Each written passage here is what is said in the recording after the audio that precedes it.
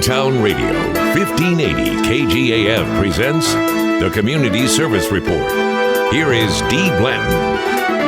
Hi again, everyone, on a Thursday morning. Time for our community service program today, and today is Muenster Memorial Hospital Day, and very happy to have Brian Roland, the CEO of MMH, with us in the studio today. Hi there, Brian.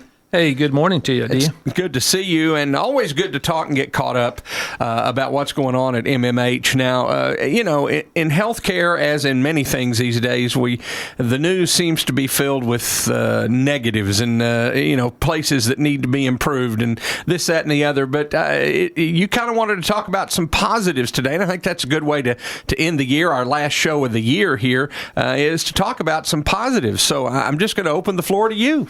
All right, well, I appreciate it. First of all, I was sitting there this morning at, it was actually 12:53 this morning, and I remembered a quote by Winston Churchill that said, "Christmas is a season not only of rejoicing, but of reflection." And I thought, we have done so many positive things in this last 12 months. And again, like you said, everything we see in the news, it seems like every week there's a hospital closing, there's a hospital filing bankruptcy. But in the last 12 months, what we've been able to do at MMH is really amazing. Now, that being said, we do have a lot of work to do in 2017, which we'll talk more about in January. But if you reflect back on what we've been able to do, if you look at our swing bed program, along with our outpatient therapy and inpatient therapy, the continued growth that we've had in that, if you look at the clinic side of things, what we've been able to do with hiring Dr. Crow Rodney, who will be here in March, which I think will be wonderful and do wonderful things for us. As we follow the model of what Medicare wants, really for your outpatient volume to be your driver of your revenue, our outpatient revenue has gone from 45 to 55%. So we continue to do a lot of things right. And a lot of times, we focus on, we don't make this goal or we don't make that goal, or we're trying to do this or this. But really the steps we've taken in the last 12 months have been phenomenal. Now, you do have to realize a lot of times you take 4 steps forward and 1 step backwards, and then 4 steps forward. And it's going to be challenging. So, when you have the staff like we have at Muenster Memorial Hospital, they're second to none. We have an 18-bed hospital that basically has to be run like a 1,000-bed hospital. We have to follow the same rules. We have to follow the same regulations. Mm-hmm. Our quality of care is second to none. You can put the Muenster Memorial Hospital name on anything, and it automatically brings it up because of the name, because of the service that we have. And I think that's very beneficial for us. And as we continue to do that going forward, we've added the specialty clinic. In 2016, we have 2 cardiologists in there now. We're actually getting ready to add another one.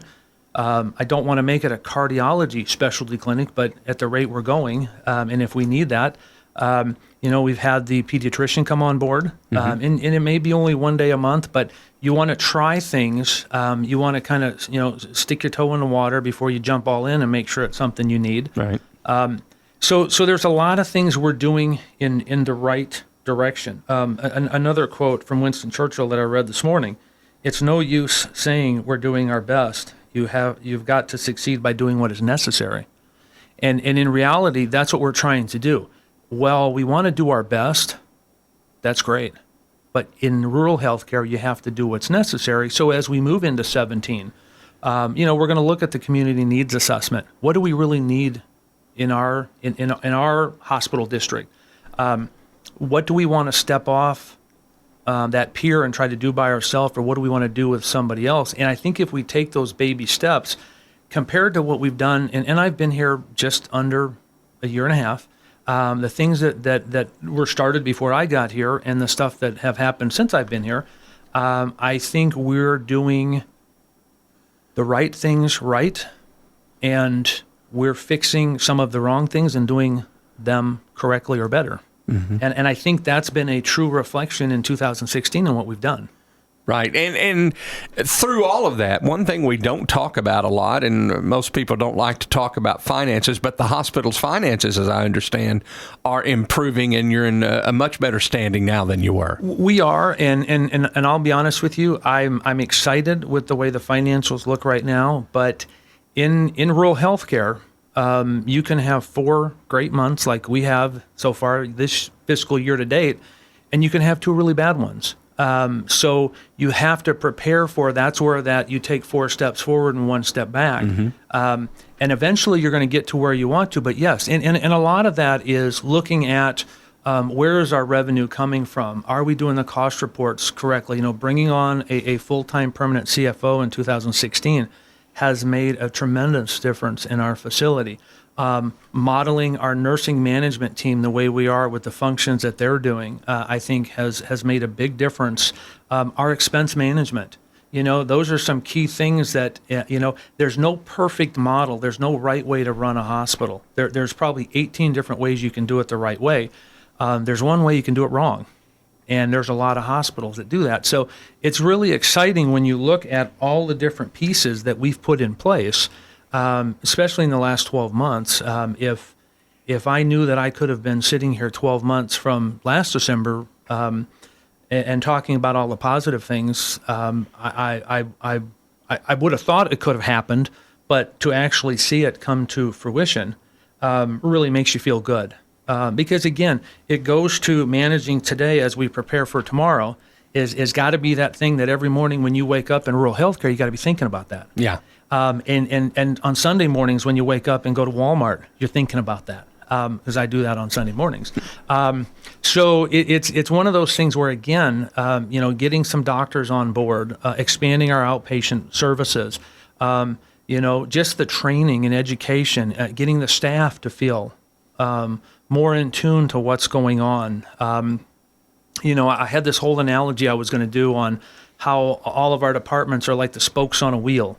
And if those spokes aren't tuned just correctly, that wheel is going to wobble down the road. Mm-hmm. And I think our wheel is playing into the way it needs to play. Yes, we have some tweaking to do on some of those spokes, but I think we're really getting there. That's great. And I guess in healthcare, it's about like anything else, but maybe even more so. You can never really truly take a deep breath and be satisfied, can you? You can't. And there's one more quote, and I will leave you with this last one. There is no time for ease and comfort. It is time to dare and endure. And you always have to be thinking about what's going to happen tomorrow. Because that's the thing. You can be doing 10 things great. It's like a chess game. And then all of a sudden, one thing go bad, and it's checkmate. Mm-hmm. And in rural healthcare, it's like you have 7 of these chess games going on at the same time, which, if you like chess, that's great. Or if you play it a lot, that's great. But if you don't, you're sitting there fumbling around going, I hear check, check, check. And so you're always going a mile a minute. Right. And in closing, we do have in January the legislature meets. What do you expect or anticipate that will be some of the major healthcare related topics? It's really kind of tough right now to say exactly what there's going to be because there's been so much shifting. I think that the Medicaid expansion is going to be a big thing that comes up again, which doesn't affect us a lot, but does affect healthcare as a whole. I think some of the integrated things that we have to do with preparing for some changes maybe on the Affordable Care Act, they're going to be looking at the 1115 waiver, some of the other programs that are out there. So I think right now there's 82 bills that they're getting ready to put on the floor. And so it's going to be a fun January. February, I'll be down in Austin meeting with some of the legislative folks, kind of pushing our agenda, if you want to call it, for rural healthcare. Mm-hmm. And we just kind of see how it all plays out. All right. Well, it's always an interesting time when the legislature gets together for their every other year party. So we'll see how it goes. Brian, we appreciate it very much. Always a pleasure. Have a very Merry Christmas, and we'll do this again next year. Thank you so much. And again, I want to wish everybody a very Merry Christmas out there. Thanks. All right. Thank you very much. He is Brian Roland, CEO of Muenster Memorial Hospital. That'll wrap it up for our program today here on Hometown Radio, 1580 KGAF.